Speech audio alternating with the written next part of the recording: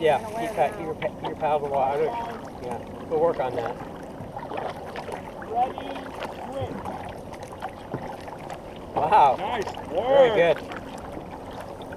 Primo.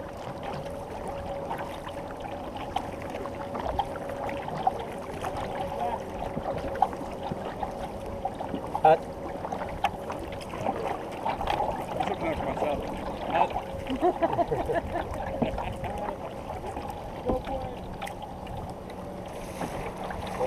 Slow down. That's great.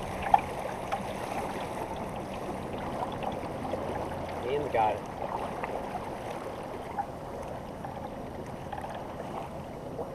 So the question is, how can they turn? Drag with two people doing that, Jeff?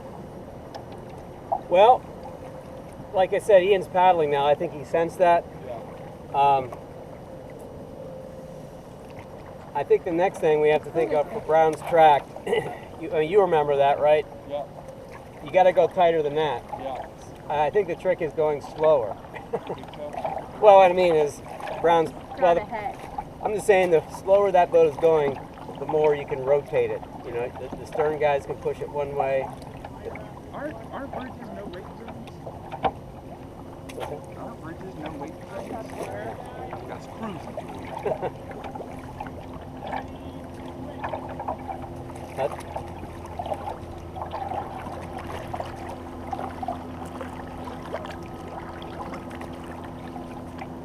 Cut.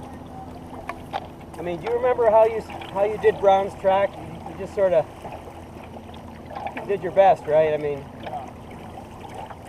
it's like almost everybody had to steer.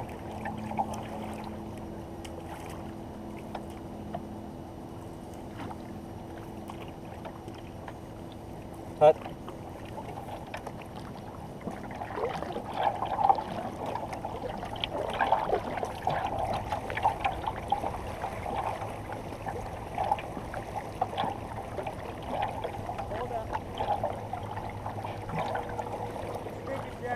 Yeah, I mean, you got the medium arc, I guess, figured out, right? So Evan can correct the boat by himself. That's like the biggest change. This is the second tightest option. Now you need a third. And Dan, remember Brown's track? Yeah. That radius you just did isn't tight enough. Right. So I think the key is you can't go as fast. Yeah. And you have to have more people, like the back two guys might even have to back paddle. I think last year we actually had all the middle people. Yeah. On the same side. Yeah, Okay.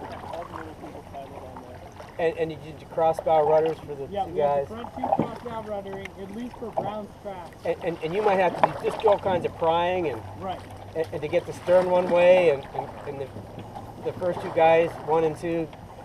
And again, when you think you're coming up to like a 180, the boat speed better, you have to go down, or else the bow will just smack right into the shore, right? So, I guess, trying to think, you might want to try one of these turns the same way, but maybe go in to the buoy, maybe just slightly slower. Okay. Try to get the boat turning and then accelerate and see if you can get a little tighter radius maybe. Okay.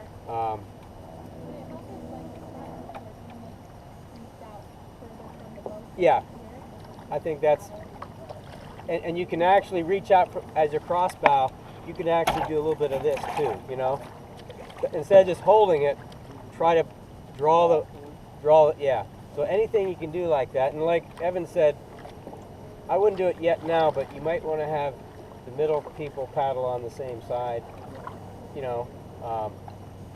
but you may not want to have your seats all the way to the side when you're doing that, maybe 6 inches away, so you're not all the weights on the one side.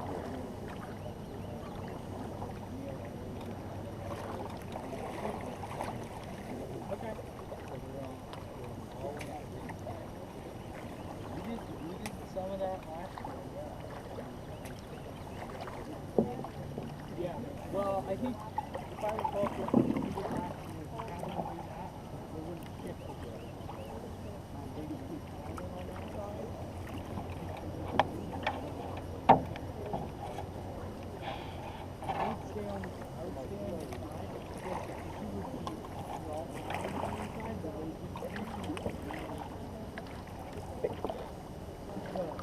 Hey, Evan, can we trade paddles?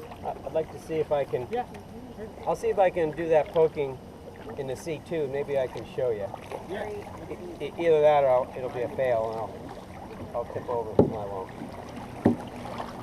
Amy's game. But I don't think I can do it very well with the straight shaft or the bent shaft.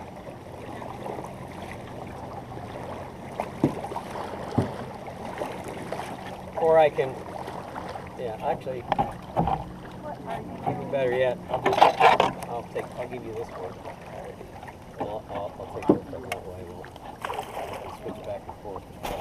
Okay. And while you're doing this turn here, I'll see what I can figure out there. So the poking is just a matter of, I mean, you can see him, he just goes like this, just doink, doink, you know?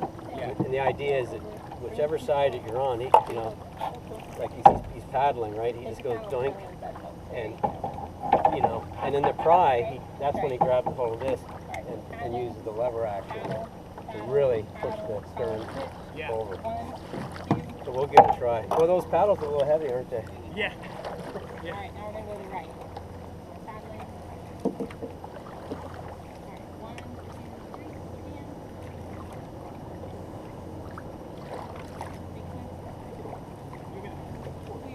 stand. Did you see what you were saying about drawing in? So you do the cross bow. Yeah. That's what you were doing. But these things are just, you know, they're meant to go in a straight line. That's the thing. You really have to work hard. And, you'll figure it out. I took the other one to take my right side. Yeah. And there's the tractor. Yeah.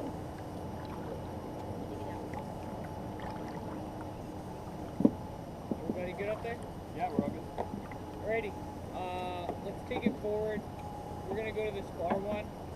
We're gonna try to do some tighter stuff. So we're gonna bring it in slower, like Jeff recommended. Yeah. Both Ian and Colin up front. If you want to be doing the cross bow, doing as much draws as you can. And we'll have switches, or actually we don't need to switch. We're set up. Keep drawing a couple of ways too. Or I mean, bracing on it. I know what I'm doing. Sound good? Yep. Take forward. All right. Motion go. Okay. Cut.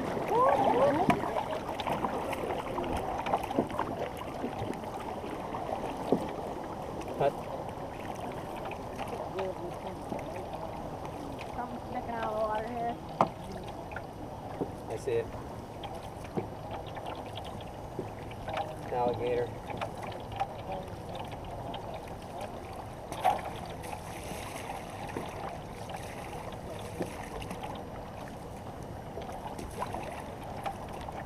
Cut.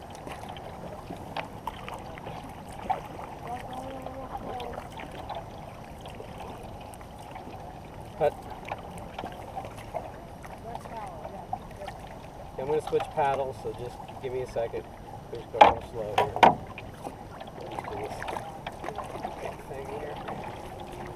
Cut. Make sure I can trace.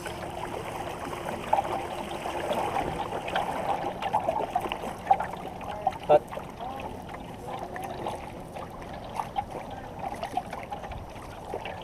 Okay, slow down, just brace. Cut. Cut. So just watch it, try to get these guys on film here.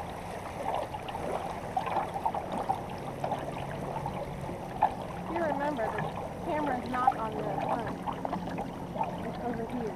I know.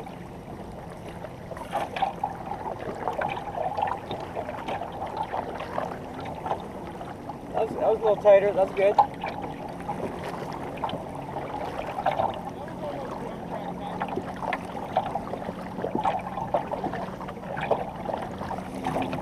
Cut.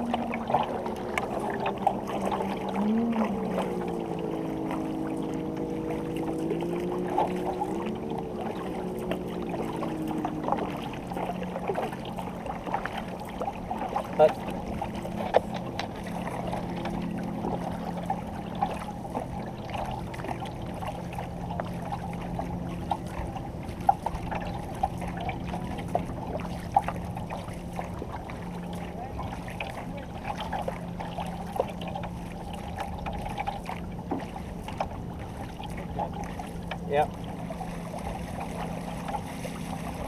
hut.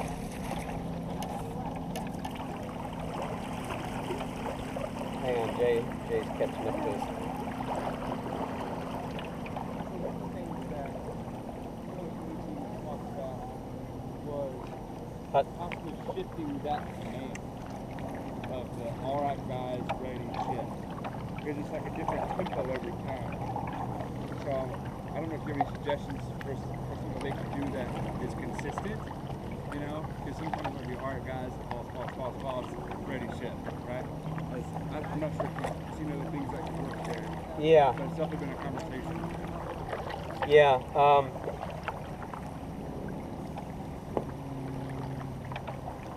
I'm just trying to think.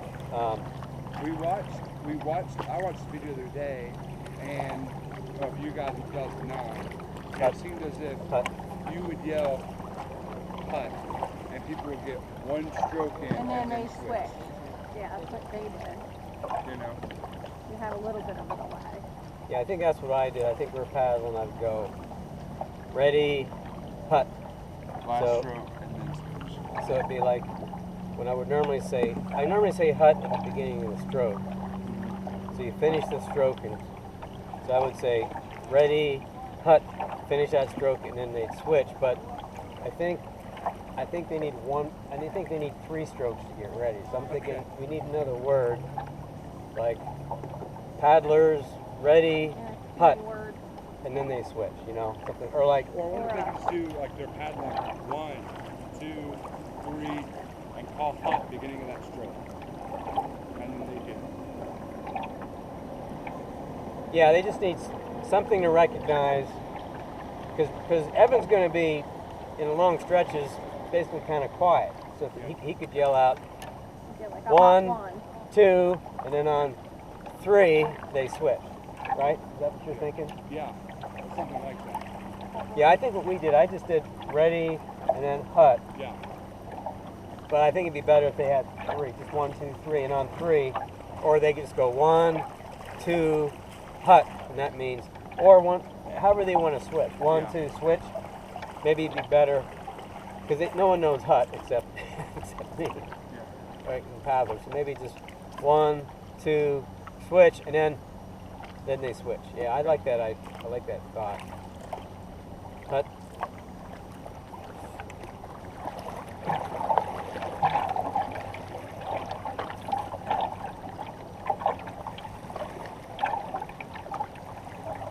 Okay. Go up just a little bit. Looking good.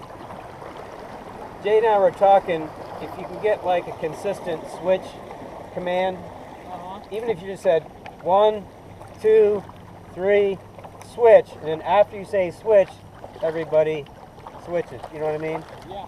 That way, it's always exactly the same. Or you could think of something else, you know, peanut butter jelly, and then you switch. I don't know. Okay. Think of something. But that count, so if you did the count, that count would be with the paddle stroke. Yeah. Would be Yeah, with 1, 2, 3, Yeah. switch. But we're thinking you need like 2 numbers, 2 somethings, and then on the 3rd thing, then you switch right afterwards. Okay. That way it's a little bit of more of a warning before you switch. When we did it, I think I just did ready, hut, but everybody's used to that. But you guys maybe need one more stroke to get it in your head maybe.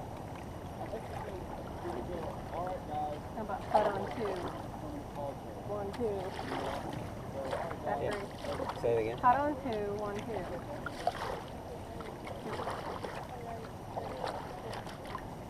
Something like that, yeah. Okay, hut, actually. Where do you Yeah. want me? Well, brace. Brace, I'm going to switch back to the other paddle. I'm Hand it not back. confident enough in this thing. Let me pass it off to them. Well, I think I can do it with this one. I mean, you can do it with the bent shaft. You just have to bend the shaft. You just have to straighten it. You can do it with one hand. Jeffrey. I can't hear you. You just have to do it with one hand. Yeah, just do it with one hand, It's right? top-handed because it's bent. You just have to drop it in. Yeah. Taking this paddle back. And you can practice with it. Well, I think he'd rather use the bent shaft. Oh, But- right. Because this thing is, his arms probably feel like it's falling off. Whoa. Cut. Okay, I'm just kind of ready to brace. I'm just going to try this little poking thing maybe. It's not working.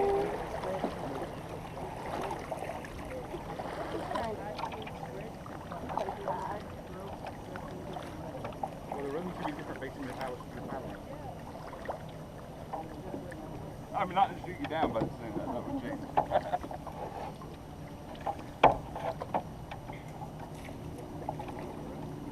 I'm not doing very good with the poke, Evan. So Yeah, it's a little rough on the it's like I say, you have to like try it a couple times, and then maybe I should just hop in the boat sometime. I mean, you can do it with the bend shaft. The shaft just has to be out like that, and you just turn it. But you got to get the feel of it. And then it's great. But maybe just watch that video a couple times. Yeah. But Let's watch the 2009 run several times.